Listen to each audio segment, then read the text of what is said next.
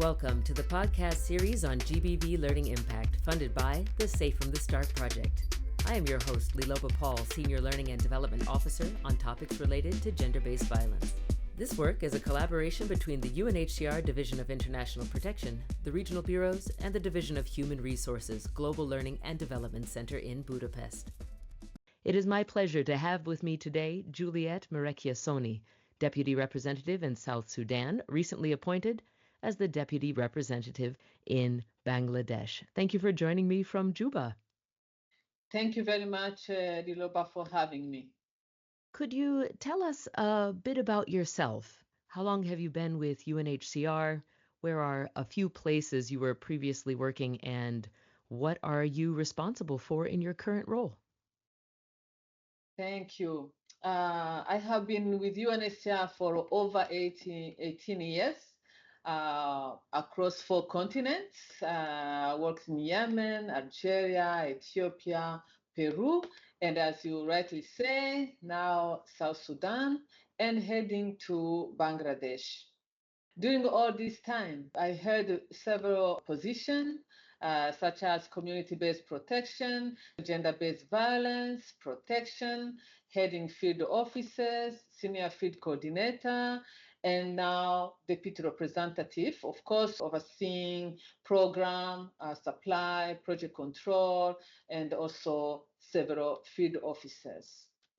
So I have been working in victims of conflict, in complex operation environment, especially in large humanitarian emergency. As you can see, UNHCR have been my home for over 18 years. Thank you for sharing a bit about your lengthy career. We are here to talk about GBV Learning Impact and to follow the results chain. Which example of GBV learning would you like to highlight for us today? Wow. One of the most critical area of work in UNHCR, really, it's going deeper into community engagement, and talking about strengthening the capacity of the community into this GBV. GBV, it's a tough work that we do. I have done this in Yemen, and I have integrated GBV learning ongoing plan of community engagement, particularly not forgetting men, women, and girls and boys. And of course, focusing on community leaders, women association, because I believe by spending time with them, by sharing information, we get more information on GBV, and also we get to share the services through the community-based protection channels. Services that we have put there, maybe those people who are survivors have not, that doesn't know where it is, but by spending time, you get to understand what they are saying, what you're saying, and you put all together, and then you support them better. So definitely, I emphasize community-based protection channels is the best to support the to strengthening the community. Yes, indeed. And of course, we have been dealing with some very, very serious GBV situation. I can give you many examples where, of course, the survivors, the fear to report, especially among refugees, women, and also lack of understanding. And this where you found that the mothers, they don't understand when their children are raped. They don't know where to go. Sometimes they even abandon their children. They don't want to hear anything about their children because of the stigma in the community. By working closely with those women and men on GBV learning, we can really support many that are affected by the rape or affected by any sexual gender-based violence. So understanding the importance of reporting and also getting medical attention or seek legal support and ensure that the mothers do not abandon their boys, especially when the boys or children are raped. So their mother don't abandon their children. I'm talking about this because I have experienced that where boys were raped and the parents fear that these boys they are not going to be a man again, So having those discussion with the parent, having those discussion with the women and also the children, because it's not their fault. And the reporting to me, it's a key. So well, in the beginning, I say we have really to strengthen the community because all that stigma is within the community. So to understand the issue and the better, they also understand where to seek the solution. And the learning definitely goes both ways when you're talking about the GBV learning being integrated into the engagement with communities, and also what then you are able to learn from speaking to the women, the girls, the men, the boys. This is part of building those closer relationships in the community. And what actions did you take as a result of this learning intervention in Yemen? One training often leads to another. Supporting community members in leading other sessions with with a group of women and men in safe space. That is the key. And also, together with the team, we continue to work with the mothers, the fathers, to address those misconceptions and ensure that they and the other members in the community were also trained, because sometimes we come, we train, we go, or we just tick the box, we have make that training. No, in that we train them, we continue also to do the TOTs, and we continue working with those community to make sure that what they learn is not just one day, it's continuation, and also we can see the result.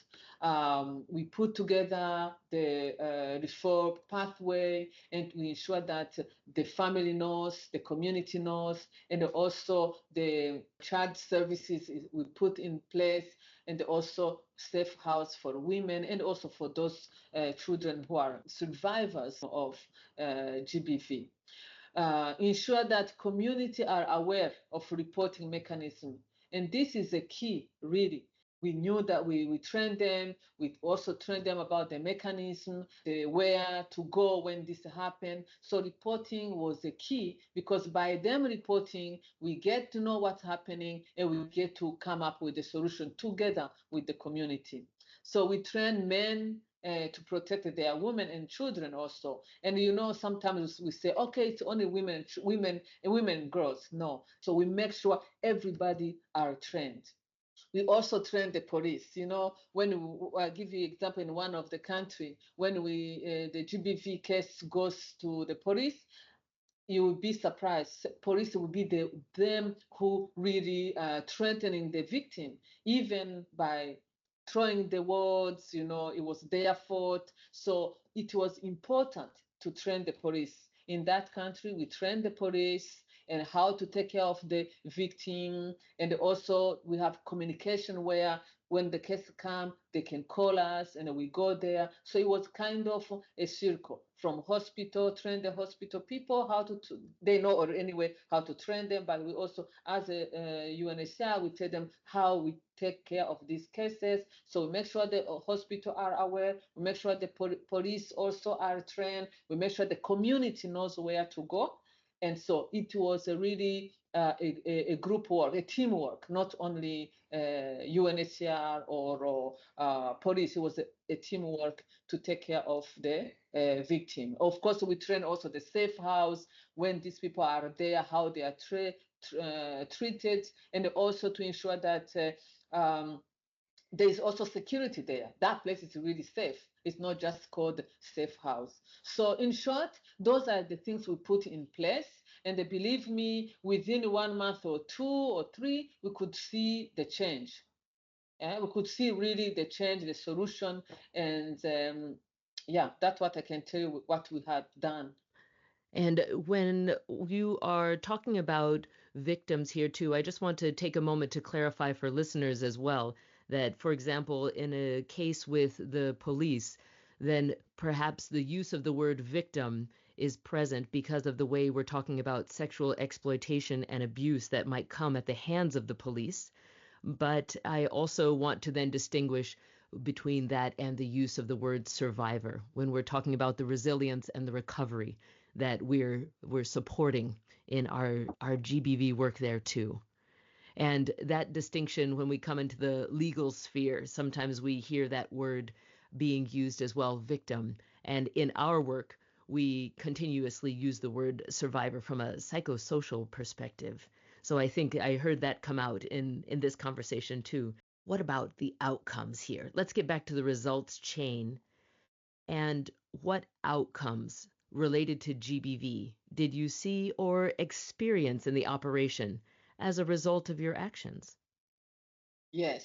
For example, here I can talk about the outcome that we have seen after all those trainings, after all those being with the community.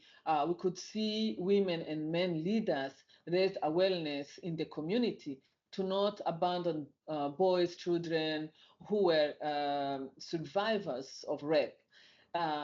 We saw this was a result of the training that they received from UNHCR and a partner. Therefore, we were able to reduce the number of abandoned boys due to the rape. So that one, it was like that continuous of training, right? And so at that time, it's not us going to train. The leaders themselves, they were raising awareness in the community. So as a UNHCR, we spend time in the community and not in the office, sitting on the desk. As you know, these days you will say, oh, we have a partner, we are just sitting in the desk, we just go to take report from the partner. No, no, no, no, no.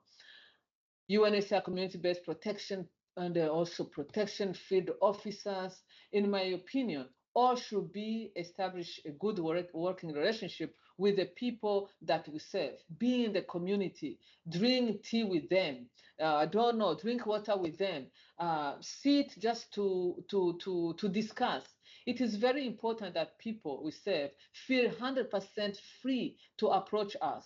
And but they need also we need to create that approachable environment, because if I'm sitting in the office, or I'm protection officer, or I'm field officer, I'm the lead, I'm the head, I will just go when I'm going to get a report. No, it doesn't work like that, and those people will not feel comfortable. They will not feel comfortable to call you at midnight when someone has been raped in their family. So if you have to build that relationship with the people we serve, and we need to see them as us. You cannot go see persons of concern. This day we say persons we serve as we are superior. No, we have to put ourselves in their shoes to be able to get to work together, to serve them better, to find a solution together. Because they know better than us. You may think you know better than them. No, they know better than us, because what happened in the night when they are in the camp or in the settlement, you are not there to know. So being together, believe me, you get more information, and that information help us to plan better for them. Yeah. And also doing that allows us to build a good working relationship with the community, and the community leaders. They were able to bring to our attention GBV cases and in general what was happening for displaced women, girls, and boys. So that connection, it gives us a lot knowledge of what's happening in the camp. And then also having that complaint box mechanism. But when I say get closer to them, you also have to know your limit, right? You cannot be 100%. Okay, you can be with them, you can let them open your door, but you also have to have a limit. Be very careful, but build relationship with the people you work with, right? Professional profession relationship. It's a key. And then also we raise awareness on the benefit of reporting GBV incident, and availability of services, and what happened in what happened if you don't report. Of course, a lot of things happen, such a long illness, HIV, or unwanted pregnancy, and this is was something that's gonna hurt you or life. So reporting is the key, and they also reporting immediately. Don't take time to report. So those are the things also we saw, that they were able to call us, they were able to report immediately when such a thing happened. Until I went to that country, I saw that the boys are being raped. all the time I was thinking, this it's women and women and girls, women and girls, but we are wrong. At that time, I learned that boys and men are being raped. So information here, to me, it's a key. With that, I was able to support them and advocate for this behavior of abandoning and mistreating those children to change, because it's not their fault, you know. Sometimes I don't want to think about that, because up to date, it have been almost now, since I was there, have been almost 16 years. That is still in my mind. Sometimes I think about it. It comes. So really, I learned a lot by being in the community. I learned things that I didn't know. But it made me stronger. It made me feel like, okay, we can find a solution. And we did. So we established a safe house for GBV survivors, where to ensure that those children also are there, are not abandoned. And sometimes they were abandoned, they are taken to juvenile jail, you know, by that time they have a place to be, and where we have people counseling them, where they are treated. So the safe house, it was really a savior for, not only for survivors, for all of us. So establishing safe house was a key for us, and we saw a big change. And of course, putting them in the safe house was not just to be there and sit and eat. No, we were training them. Some of them we give them microcredit. Some of them we became self-reliant. They will sell something. So not just to sit there to be fit. We were all training them how to become self-reliant, and it works very well. And thanks for highlighting those outcomes. Yes.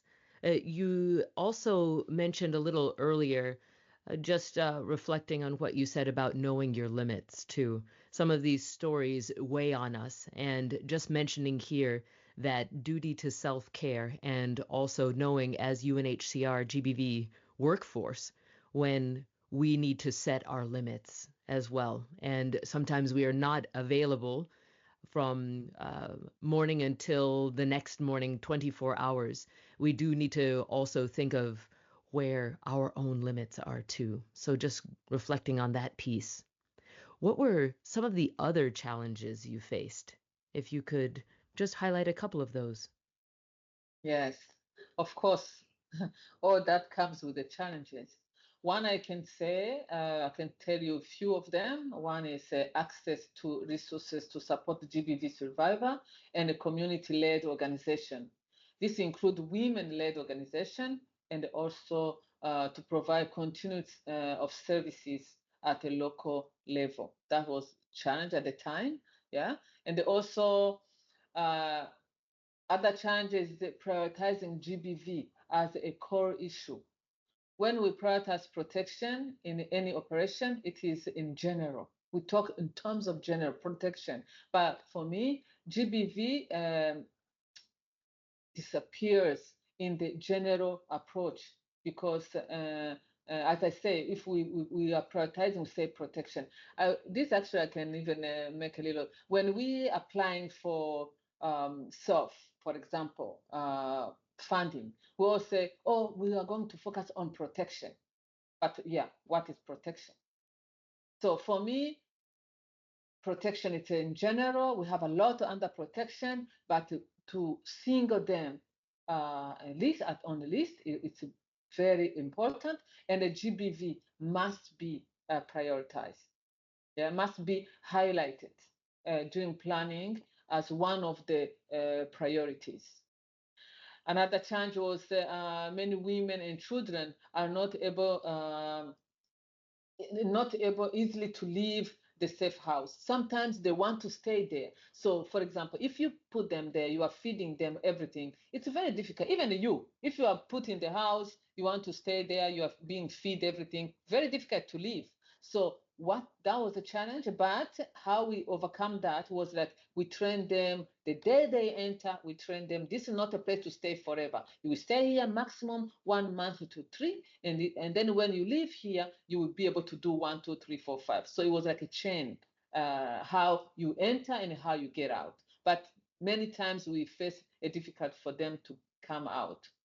It is also important to ensure that livelihood and microcredit was a key, because then in those 3 months they know when I leave, this is what I'm going to do. So that was a big challenge to convince them, but at the end, the result, we could see the result.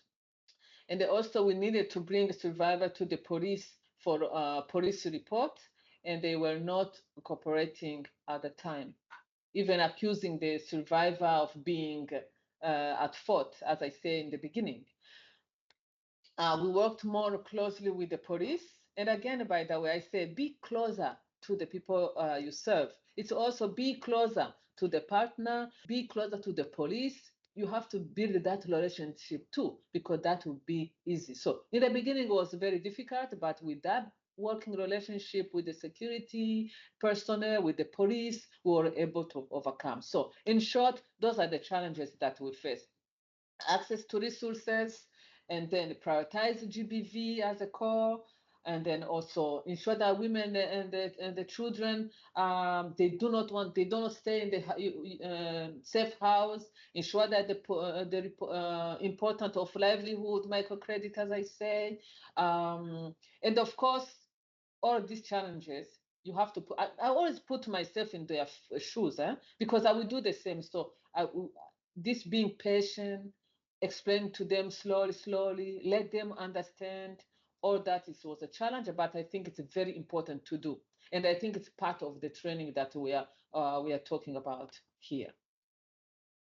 Yes, and you're definitely talking about that human side of the work too, the relationships and being close to the different people in their different capacities. And we're focusing on the people that we serve, but there are so many other relationships that help build that environment.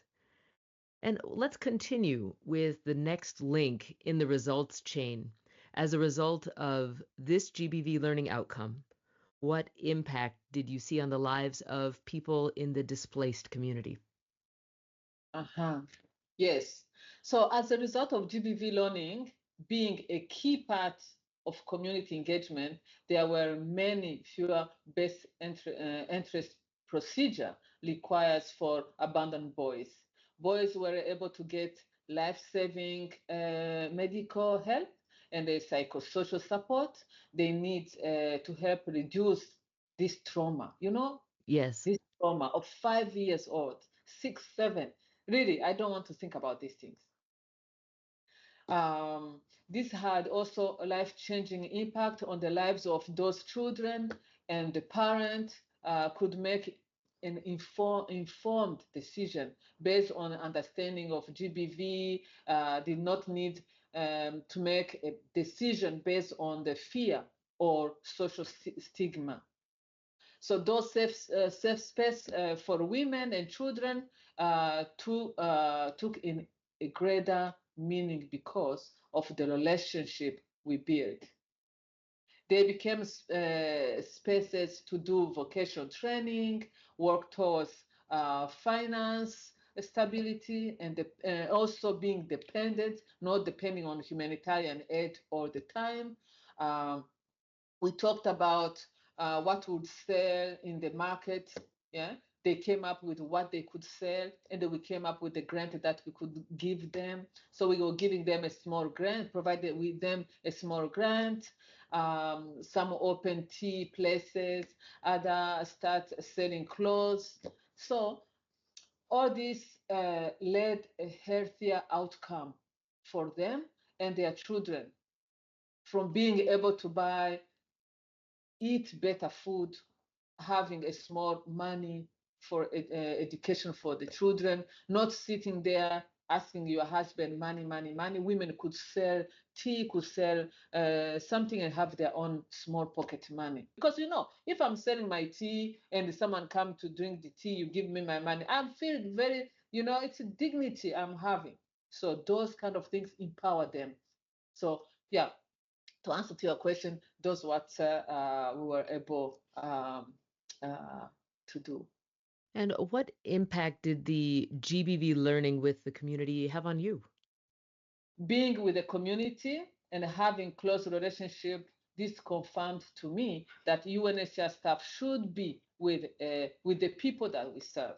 and work together equally. Because by listening to them, by being with them, you will know more. And when you know more, you will be able to plan better to support them and to empower them, and to empower them to get out of that dependency. This really is very important.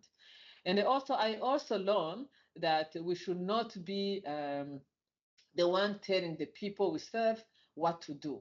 Instead, we should hear what they have to tell us, right? We should hear what they have to tell us. And then, of course, also be frank. Me, I'm very straightforward and I'm very honest. If there are persons of concern are telling me, or people we serve today, we call, they are telling me something and I don't agree with them, I will tell them, you're not telling me the truth. How about this? How about this? How about this? So that's why I say we have to have a limit. You don't want also to be seen as someone who is weak, who is small things make you cry. Then they can also take advantage of that. I'm sorry, because I have seen that. So for me, I'm straightforward. I build that relationship, professional relationship, and both of us, we know what this relationship about. But definitely, we should listen to them more. Yes. And then also based on the resources we have, we should empower them to become self-reliant. We should not really today, actually, as we talk today, the funding is an issue. And I think we have learned, having a camp for 30 years, 40 years, it's not a solution, but having a settlement, I think for me, it's a solution, because you have your small house there, you have a place to farm there, you have, you are living with dignity. So that's what I'm talking about. We need to empower these people. We need to empower people we serve to become self-reliant. So livelihood, all that can help them to become self-reliant is a key, and it will help to reduce dependency.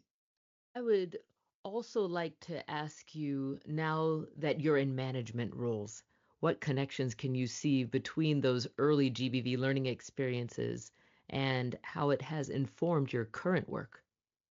Wow, you're taking me from 18 years to today. Back I to the guess present. Yes. today I'm going to sleep. I can believe, I can tell you. So back to the present. So I know how critical support from the program side is for community organization, and the women-led organization can be powerful, even though they often face more barrier to establishing themselves and remaining financially stable, particularly in a conservative community. So yeah, empowering community-led, it's a key, I think, as I have said today, to make sure that we are reducing this dependency and also giving more work to the women-led organization, men-led organization. This is a key. Um, we have to systematically identify community-led, refugee-led, and women-led, and men-led too organization, and invest in capacity building to have a strong programming and meet UNHCR and other donor requirements for receiving funds, because they're giving you funds. They want to make sure these funds are being used properly. We need to trust them also, Of course, in the beginning, we are saying, oh my God, maybe they are not able. So when you identify that community-led, women-led, refugee-led, it's also not just to identify, give them money. It goes with you building their capacity, training them, and supporting them, monitoring what they are doing. Not monitoring to see they're doing something wrong, but monitoring them to see where they are and how we can support them. So trust, we need to trust people we work with, definitely, and also empower them to carry out the work. Yeah. So the work they do also on sensitive work such as GBV will be done with a deeper understanding of the community they came from, where they came from, and the support. UNHCR will not be there forever. We establish a camp, we say camp for 30 years. Now this camp become a settlement. And so maybe instead of having 20 staff in that camp, you will have two staff in that camp, and that two staff we'll continue working with those that we have buried in the camp, those community-led, refugee-led. So yeah, we have to think that outside the box. How can we empower our people that we serve and the organization that we were working with, especially national organization, especially those refugee-led organization, displaced-led organization. Also, I believe in empowering the people we serve, and knowledge around GBV is the key to address the GBV and reducing it in the community. So empowering them. But I can tell you, we're talking about today. Again, when I was talking about 15 years ago, 16 years ago, things have changed. And today, I think what I'm just saying right now, we have started doing it. We are doing it even here as I'm sitting here in South Sudan. So we are working with the community-led organization, refugee-led organization, IDP-led organization, you can name it. So we are empowering them, and hopefully they will continue. 1 year from now, I think they will be able to put their feet down and they be confident on what they are doing. For now, we are starting, and we're starting together. So yes, I believe in empowering people we serve, and I will continue doing that. I hope I answer your question. Yes. And thank you for really providing some details there and talking more about localization and those different organizations that we're supporting, like women-led organizations and so many other community-led organizations. What are some suggestions or advice that you would want to share with other members of the UNHCR workforce to help them really show the outcome of GBV learning on their operation and the impact that it has on people's lives? Yes, GBV learning should be mandatory for our UNHCR staff to understand GBV and what we should be doing and believe in it.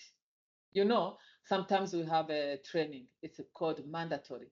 People will go there, click the box, I finish. Oh, I have a certificate. But that means really you understand what you have learned. You understand the GBV. If I put you in that situation there, would you be able to solve the problem? So for me, it's not only mandatory, called it mandatory, but it's also we need to find a way to ensure that those people who are taking GBV, they understand it properly. And I will suggest something. I know we don't have money. I'll suggest something. It would be good to have those mandatory online and then maybe pick like 10 or 20, I don't know, from different operation, and they have actually 5 days or 3 days, I don't know, face-to-face workshop. I think this for me mandatory. Most of the time I feel like I just click the box, oh, I have done it. So that's what I would suggest. Do the mandatory, but then let's have a training to make sure that they understood and they are able to follow what they have learned online. That's one. And when we train the partner, it is good to do joint training with them, right? So it's not we are going to train them. No, we pick like some few. We have a TOTs on GBV and from outside, from UNHCR, from partner, and then well, when we have a training for the communities or we have training with the other organization, let's also not be only UNHCR. Let's bring also those partners that have been trained, and then so we do joint training. And of course, we should include the community leader. When I talk about partner, those community leaders, I also see them as a partner. Those refugee-led, they are partner. It's not that just they're implementing. So put them in the same room and then have a training. So that this for me, when we are training even the community, we see we are equally. You know, again, it's also building that, empowering that community leaders. Oh, we are Mm-hmm. also the training, right? We are also trainer. All right, not they are not only come to train us, no, they are also part of we are also part of the trainer. So this also really I feel it give a big difference in the community when the community leaders are also have knowledge, the certificate, and then they are training others. That one would be good. It should be also continuous training with the refresher. Not only we have done training today, it's finished. No, let's say, okay, after 6 months, let's sit together over tea. Let's think about that, what we have trained. I will still have that in our mind, right? So refresher training will be very good. And again, we have this turnover. Our staff will come here 2 years, you are leaving, and the new staff comes. So that also a little bit affected. So that's continuous training, and then also training those community leaders who are there all the time, who are not going anywhere. Then that also it's a good thing to continue providing this training. But when I say turnover, it's not only UNHCR partner also. They come, stay 2 years, they go. So it's this we have to continue making this training. Yes, that's a good point. Yeah, and I say, we should not just do like we're just ticking the box. I said before, it's a mandatory. We tick the box, we are done. No, it should be continued training. So when the women leaders and communities and the community are trained, it is smoother to start where the last staff left off, right? Because it's those one left, but those community leaders are there, and then they have been trained, so they can continue. Yeah. So the women leader can help train the new staff also. That would be, it's also empowering. Imagine I'm coming and this woman have been trained, and also I want her to train me. Even, even if I know, I would say, today we're going to have this training. We would like that. Murekeyisoni Juliet, who is a community leader in this camp 1, she's one who's going to train us today. Those kind of things empower people. Let's not just have a mandatory training, and just let's follow up to make sure that people are trained, UNHCR are trained, partner are trained, community leaders are trained. And also to think about turnover. We come, we go, but some remain behind. And also empower those community leaders to conduct a training. And also in the program cycle, for example. Oh, that's good to bring the program cycle in, yes. The program cycle, plan for GBV learning in your community engagement, for example. Your work is going to overlap with others. Yeah. So make collaboration across areas of work, international, and use indicators to track the result. Because again, we are just planning. But if you have indicators, you will go back to those, you track those indicators, you can say, okay, this one we have done well. This one we are missing here. Next year, what can we do better? So I think this also is very important. Yeah, thanks for speaking about that accountability and really following up systematically, and indicators is certainly one way to do that too. Thank you. You have shared so many good points of advice here, and thank you so much for your time. I have just one more question for you. What do you see as a way to create a lasting impact from GBV learning that is more sustainable? For example, when funding is greatly reduced, like we've talked about, or after UNHCR departs? Yeah. So working towards reducing the dependency, community-led organizations need to be able to continue after UNHCR is gone. But we are not going anywhere. We are there, but we have to start thinking outside the box. Women-led, refugee-led organization can put the project together, and we can develop their capacity so that they do not need to be depending on UNHCR or other humanitarian actors. Dependency, we have to really, the way we worked 30 years ago should not be how we work today, because things have changed. And then really trusting this community-led, helping them. And I always say, these people will not be refugee forever. They will not be displaced forever. One day they will go back to their community. And when they go back to their home, they will bring what we have trained them in those camps, in those settlements, and they will not be looking for us to feed them. They can feed themselves. So reducing dependency really is something we should be looking at. And of course, not also abandoning people that we serve. No, this will have to go gradually.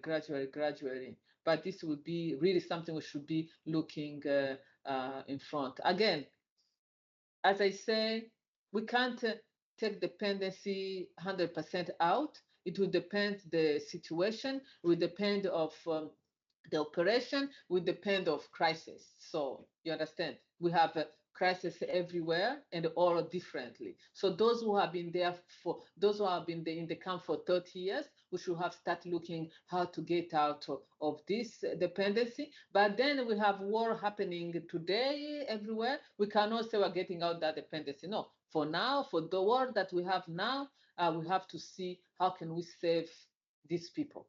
You understand? So it will be something we look. We have to look the operation by operation. We have to look situation by situation. But also with the new crisis, we should really think outside the box to not build the dependency. While we are dealing with the emergencies, we should be dealing or looking parallel how we can find a solution. If we can be on this emergency for 1 month, we say, okay, 1 month, 2 months, what can we do to not develop a dependency? Maybe the family who have family with the two children, they are able to, they have this, they can sell things, they can have livelihood, they can farm. How can we look to support them so to not create dependency, right? To get to have an emergency at the same time, thinking also solution. The solution I'm talking about here is not to give them sleeping mat only or give kitchen set. It's also giving them, for those who are farmers, can we also try to work with the government to see how they can have a farm, farm where they can farm? Can we give them a tool to farm? So for me, really, here, if you ask, it also this goes with the GBV also, because if that family can support her to self-reliant herself, it may be she will be not looking for to go into coping mechanism which is not good to raise her baby. You understand? So there's a lot of work need to be done, but definitely we should be thinking how to reduce dependency for all the caseload, and how with the new caseload how to work parallel with the emergency, supporting them with emergency and looking the solution. So that's what I would say. And then of course continue the GBV work, even without us. It would be, they could continue that, but definitely they will need for us to empower them. We need, it's something have to come gradually.